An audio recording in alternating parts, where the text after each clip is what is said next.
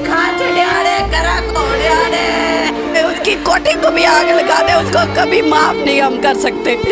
उन्हें घरे किन्ने कुहाड़े पाए ने खुदा वास्ते मैनू माफ कर दियो, अल्लाह वास्ते मैनू माफ कर दियो, मेरे प्यो नूं मिला दे। बेटियां ते सारे दियां प्यारियां होंदियां। ਇਹ ਉਹ ਬੱਚੀ ਹੈ ਜਿਹਨੂੰ ਹੈਂਗਾ ਮਾਰ ਦਿੱਤਾ ਤੇ ਮੈਂ ਉੱਥੇ ਆਪਣੀ ਬੇਟੀ ਨੂੰ ਮਿਲਿਆ ਗਲੇ ਲਗਾਉਣ ਦੇ ਉਹਦਾ ਮੈਂ ਚਿਹਰਾ ਵੇਖਿਆ ਤੇ ਮੈਂ ਜਾਣਦਾ ਜਾਂ ਸੋਹਣਾ ਰੱਬ ਜਾਣਦਾ ਮੇਰੇ ਤੋਂ ਬਰਦਾਸ਼ਤ नहीं ਸੀ ਹੁੰਦਾ ਪਿਆ। इस वक्त हमारे साथ जो घरेलू मुलाजमा बच्ची जिसे बड़ी बेदर्दी के साथ मौत की घाट उतार दिया गया है उसके वालिद मौजूद हैं, ये मुद्दई मुकदमा भी हैं, इनसे बात करेंगे। अच्छा भाईजान मुझे ये बताइएगा कितनी देर पहले आप इरम को उन दरिंदा सिफ्त लोगों के पास छोड़ के आए थे? 6 महीने पहले समझ लो कि रमज़ान तो मैं उन्होंने छड़ गया। रमज़ान शुरू नहीं थी हो जे होया तो मैं उन्होंने घर छड़ के आया था तो उन्होंने मैनू लारे जी रखा, धोखे जी रखा। फिर आया जे अगले महीने आया जे भेजांगे, अगले महीने आया जे भेजांगे, अगले महीने जब आप उसको छोड़ के आए थे इरम को उन लोगों के पास तो दोबारा उन्होंने छुट्टी नहीं दी? नहीं छुट्टी नहीं दी उन्होंने। उत्थे वो मिलन नूं कह आंदे सन कि इत्थे मिल लो घंटा दो सारी दिहाड़ी अपना ते बाकी असीं छुट्टी घर नहीं जान देना। तो अगले महीने आया जे फिर लै जे अजे मैं आ जाना, अगले महीने जाना। उन्हें टकरना नहीं आया जी वो घर गए ने जी फलानी जगह ते गए ने उत्थे उत्थे बह के आ जाना। अगू 15 दिन बाद गए हैं, 20 दिन बाद गए हैं, मिले हैं। उन्होंने फिर वही गल रखी है ये और कोई जब आप इरम को मिलने के लिए जाते थे जी वहाँ पर इरम आपको बताती नहीं थी ये लोग मुझे मारते हैं? ये इरम क्या कहती थी? इरम ਜਿਹੜੀ ਹੈ ਨਾ ਵਿੱਚੋਂ ਮੈਨੂੰ ਦੱਸਦੀ ਵੀ ਅਸੀਂ ਗੱਲਾਂ ਤੇ ਉਹਨਾਂ ਤੋਂ ਵੀ ਡਰਦੀ ਸੀ ਤੇ ਉਹ ਗੱਲ ਜਿਹੜੀ ਹੈ ਨਾ ਪੂਰੀ ਮੈਨੂੰ ਦੱਸਦੀ ਵੀ ਨਹੀਂ ਸੀ ਹੈ ਤੇ ਮੈਨੂੰ ਸਮਝ ਆ ਜਾਂਦੀ ਸੀ ਕਿ ਮੇਰੀ ਬੇਟੀ ਜਿਹੜੀ ਹੈ ਨਾ परेशान है या इन्हों कोई टेंशन है। तो जब आपको पता चल रहा था मेरी बेटी परेशान है तो भाई उसको ले आते, आप इधर ले आते उनके पास, दरिंदों के पास, उनके पास आपने क्यों छोड़ा था?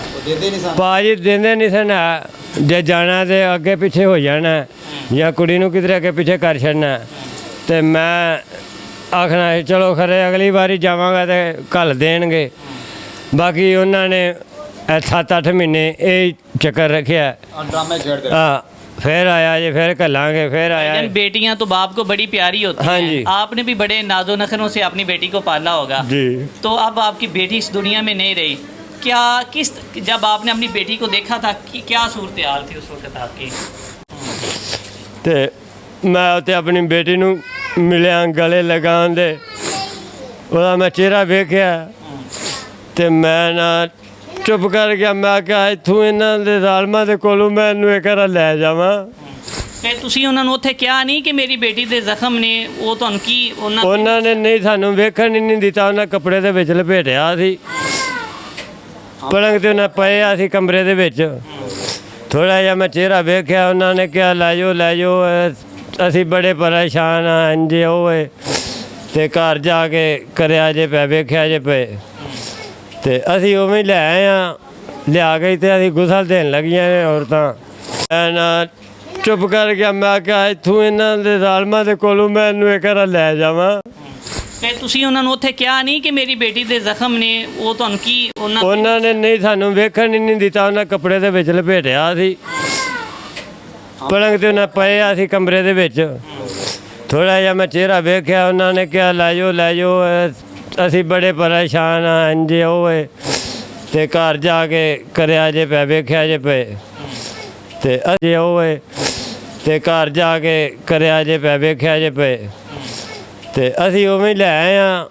ਲਿਆ ਗਈ ਤੇ ਅਸੀਂ ਗੁਸਲ ਦੇਣ ਲੱਗੀਆਂ ਨੇ ਔਰਤਾਂ ਤੇ ਵੇਖਿਆ ਤੇ ਉਹਦਾ ਬਹੁਤ ਉਹਦੇ ਨਾਲ ਜ਼ੁਲਮ ਹੋਇਆ ਸੀ ਬਹੁਤ। ਜਿਹੜਾ ਨਾ ਉਹਦੇ ਇਰਮ ਦੇ ਨੰਨੀ ਫੁੱਲ ਦੇ ਜਿਸਮ ਦੇ ਉੱਤੇ ਕਿੱਥੇ ਕਿੱਥੇ ਨਿਸ਼ਾਨ ਸਨ ਤੇ ਕਿਹੜੀ ਕਿਹੜੀ ਚੀਜ਼ ਦੇ ਨਾਲ ਉਹਨਾਂ ਮਾਰਿਆ ਸੀ?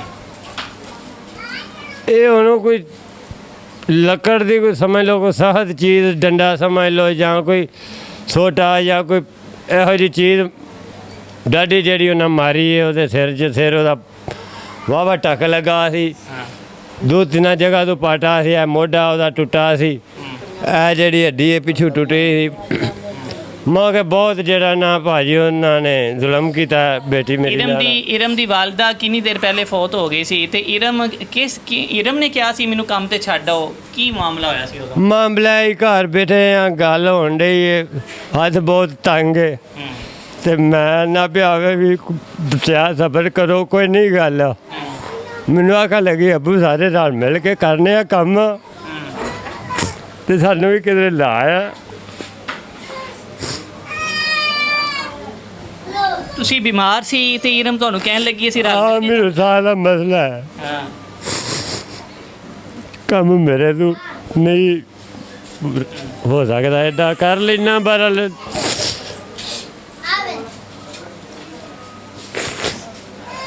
ਤੁਸੀਂ ਤੁਹਾਡੀ ਬੇਟੀ ਹੁਣ ਇਸ ਦੁਨੀਆ 'ਚ ਨਹੀਂ ਰਹੀ, ਕੀ ਆਖਣਾ ਚਾਹੋਗੇ ਵਜ਼ੀਰ ਆਲਾ ਪੰਜਾਬ ਨੂੰ, ਕੀ ਕਹਿਣਾ ਚਾਹੋਗੇ?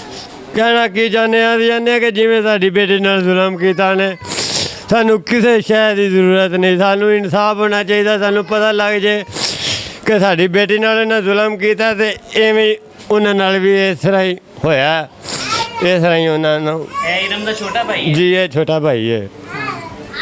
ਨਾਜ਼ਰੀਨ ਇਕਰਾਮ, ਹੈ ਇਰਮ ਦਾ ਛੋਟਾ ਭਾਈ ਹੈ। ਕਿੱਡਾ ਵੀ ਖੂਬਸੂਰਤ ਬੱਚਾ ਹੈ। ਇਸੇ ਤਰ੍ਹਾਂ ਇਰਮ ਨੂੰ ਬੜੇ ਨਾਜ਼ੋ ਨਖਰਿਆਂ ਦੇ ਨਾਲ ਉਹਦੇ ਵਾਲਿदैन ਨੇ ਪਾਲਿਆ ਸੀ। ਉਹਦੇ ਵਾਲਿਦ ਨੇ, ਵਾਲਦਾ ਦਾ ਉਹਦਾ ਸਾਇਆ ਤੇ ਸਿਰ ਤੇ ਹੈ ਸੀ ਨਾ। ਵਾਲਿਦ ਸਾਹਿਬ ਬੜੇ ਔਖੇ ਹੋ ਕੇ ਉਹਨੂੰ ਪਾਲਦੇ ਰਹੇ। ਇਸੇ ਤਰ੍ਹਾਂ ਇਰਮ ਦੀ ਪੁੱਪੋ ਵੀ ਸਾਡੇ ਨਾਲ ਮੌਜੂਦ ਨੇ, ਉਹਨਾਂ ਨਾਲ ਵੀ ਗੱਲ ਕਰਦੇ ਹਾਂ, ਉਹਨਾਂ ਕੋਲ ਵੀ ਪੁੱਛਦੇ ਹਾਂ।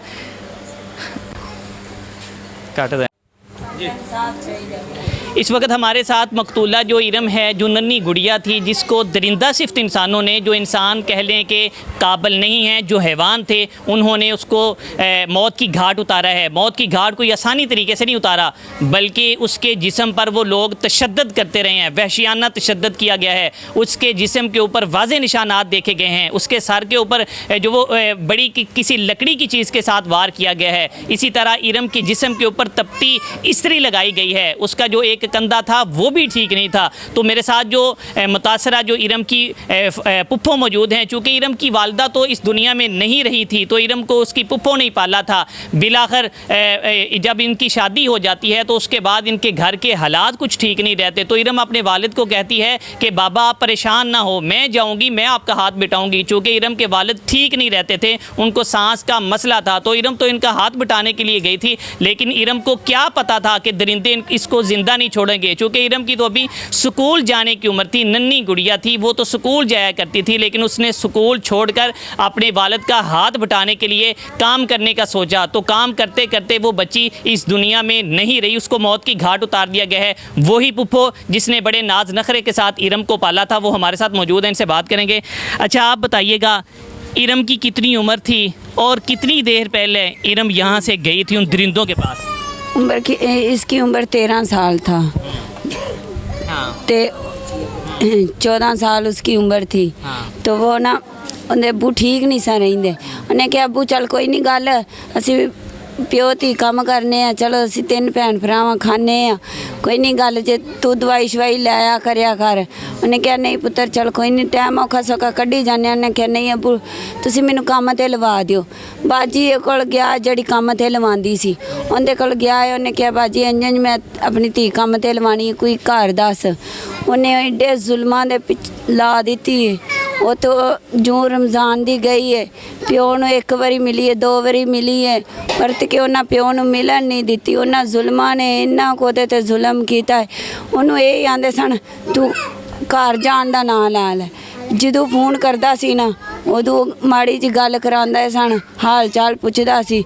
ਅੱਛਾ ਅੱਬੂ मैं ਹੁਣ बस ने गल नहीं सन करन देंदे। अच्छा, इरम तो बड़ी मासूम थी, ये आपने उसकी तस्वीर भी पकड़ रही है, बड़ी खूबसूरत माशाल्लाह बच्ची थी। तो आपने भी उसको बड़े नाज नखरों से पाला होगा। इरम ने सिर्फ अपने वालिद का हाथ बटाने के लिए ये फैसला किया था कि मैं काम करूँगी। हाँ जी, वो अपने बाप का दुख नहीं सी देख सकती, अपने बाप को मंजी नहीं सी वेखन सकदियाँ। उन्हें सन कि साडा प्यो जड़ा है ना, भी कि साडी माँ ने साडे प्यो ने सानू पालिया है, ते साडे प्यो ने भी सानू इड्डिया कीता है, ते असीं जे साडे प्यो ने साडा दुख वंडिया ते असीं भी प्यो दा दुख वंड लईए। ते उन्हें कहा अब्बू साडा भाई छोटा है, ते चल असीं तेरे नाल कुछ करनियां वा, चल कोई नहीं तू बचेगा तो फिर मैं घर आ जाऊँगी।